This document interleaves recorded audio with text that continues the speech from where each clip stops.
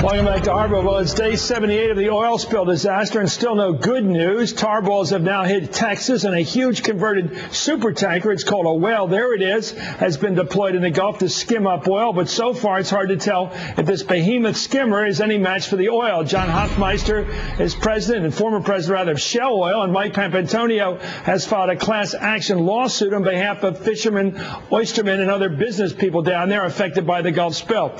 John, let me ask you this. How are we doing on your theory?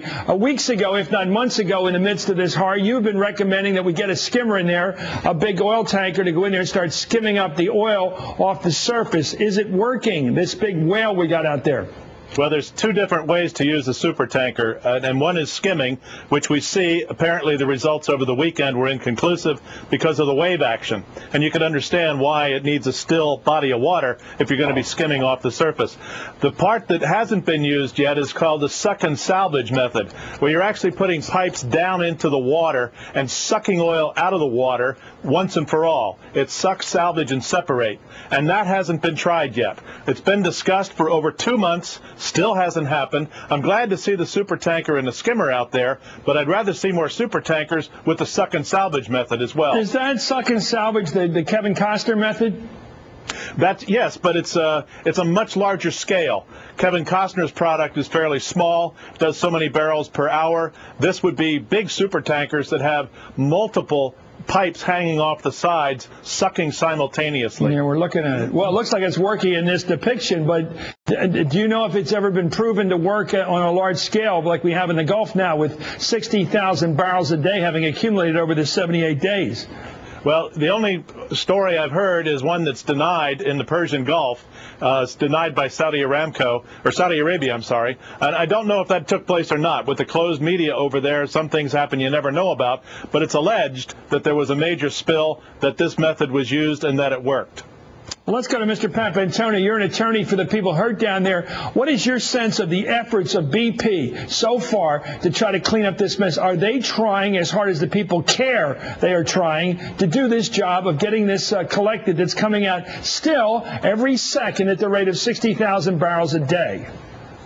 Chris, to put that in perspective, this super tanker has the capability of sucking up 21 million gallons a day. Let's compare that to BP's PR flotilla that in 10 weeks has been able to get a whopping 28 million gallons. There's a reason for that, Chris. Right now you have Tony Hayward on a whirlwind tour around China, Libya, wherever he can go to raise cash for this company. The reason he's doing that is because he wants this company to look more attractive. You have to understand, this is a company that you had Moody's and Fitch drop their bond value to just above junk value. So what are they doing to us? What does that mean to us on the coast? Here's what it means.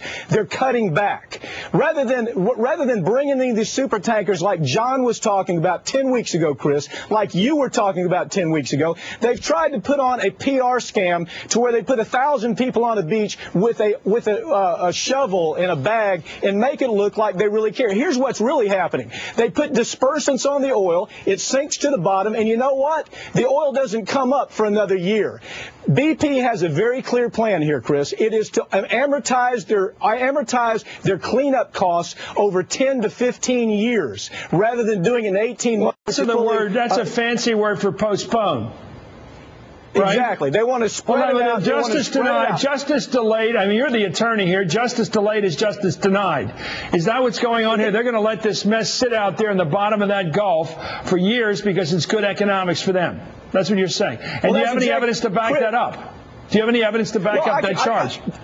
Yes, the evidence is this. The evidence is clear. We know that a super tanker can take 21 million gallons a day, and it can keep it from getting to our beaches. What they're counting on is let it come to the beaches. They don't care about Pensacola. They don't care about Mobile. They don't care about the coast, because all they want to do is put people with a shovel and a bag out there to make it look like they're caring, compassionate company, and really all it is cost-benefit analysis. They care about the bottom line. They care about cash. That's what this whole thing's about. I'm going to go back to John and then come back to you, Mike. There's a word out there, I got it over the weekend, that maybe this talk of $10 billion in escrow is just talk at this point. That the law states that this company only has to pay out $75 million under the law, under the statutes. That hasn't been changed. This side deal with the president that was done sort of extra legally, if you will, it has no binding legal power. Do we have any evidence, John Hofmeister, that BP is going to pay out anything like $10 billion to the claimants that are represented in some part by Mike? I think that BP is very concerned about losing their license to operate in the U.S. And the U.S. is one of the richest sources of future earnings growth for BP as a company. So I think there is a moral commitment, as I understand the White House deal, that I think it's $20 billion, Chris, that the $20 billion set aside, $5 billion a year for 4 years. Is that legal? No, it's not legal. John, it's not a legal agreement that I know of, but it's a moral commitment, and I don't see them backing away from it if they want to continue to operate in the U.S. Okay, Mike, are they going to change the statute and raise the capital, what can be grabbed from that company or not? Let me tell you this. We're kidding ourselves about the $20 billion money. You know what I learned last week in a meeting up in New York with the people who are in charge of trying to distribute this money? The money is not even securitized as we sit here. If this company were to move into bankruptcy tomorrow, there is no security interest that the U.S. government has in that money. Secondly, $20 billion has not been escrowed. There hasn't been money escrowed at this point at all. So as we sit here, and it's kind of like having a shiny thing out there, Chris, this shiny thing is making us believe that BP is on top of this financially. But you ask the question, is this money securitized? And they're going to tell you no, because that's what they told me last week. They told 8 major law firms that are involved in this litigation. I looked across the table, and I asked the man directly, is this money securitized? The answer was no, and the air went out of that room, because we know when you talk about moral obligations with a company like this, it's meaningless. It is absolutely meaningless. Let's keep working on that one, because I want to make sure from a TV point of view if we have any belief at all that moral obligation holds water. Let's go to this question of the relief well effort. John, based upon your expertise, do you have confidence that the relief well, which we're told as of today in the wire services, it's a week ahead of schedule, have you any assurance that it's going to reach target and going to relieve this problem by mid-August, as they claim it will by BP? No assurance, Chris, but it's got to be tried. I mean, they're tried every other option. They've got to try this option, and they'll try right through to the second well, if the second relief well. If that doesn't work, then they're back to what do we do now? And I think that's when we're into a serious question of imploding the well. At that point, they're talking about siphoning the oil through a pipeline and making use of it, but I just don't see that happening in the time frame. I don't think the American people can stand more months of this gushing. I think imploding the well, if the relief well doesn't work, is a better option. And the assumption is that the pipe down there, that the well is solid enough, if you jam it at that point where they intersect, we're looking at it right now, the relief well intersects the initial well.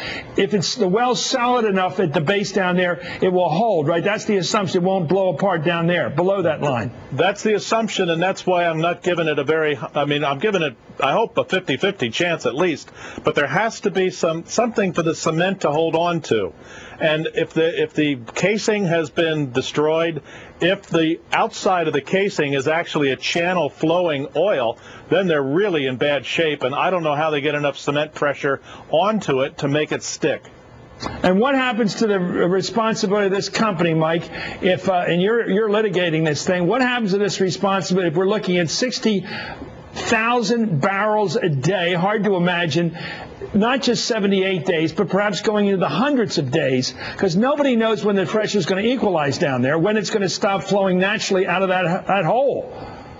No one knows that yet. No way, at this point, there's no way to put a projection on this, and this is what bothers everybody. Look, if this goes bad, you're talking about 2 billion gallons of oil moving into this Gulf. Now, if that happens, BP has no plan. Hayward can do his world tour. He can go to China, Libya, Saudi Arabia, and ask for cash. They're not going to be around. And I got to tell you something. People are not paying enough attention to that right now. I'm already hearing on the coast course, where the company's meeting with bankruptcy lawyers at the same time that they're telling us everything is okay. Well, the fascinating news is that the stock value of GPP has gone up today. So that's what's happening economically with that company. Who can figure? Thank you very much, John Hofmeister. It's always great to have you pushing with us. We really rely on you. And Mike Papatoni, just as true with you.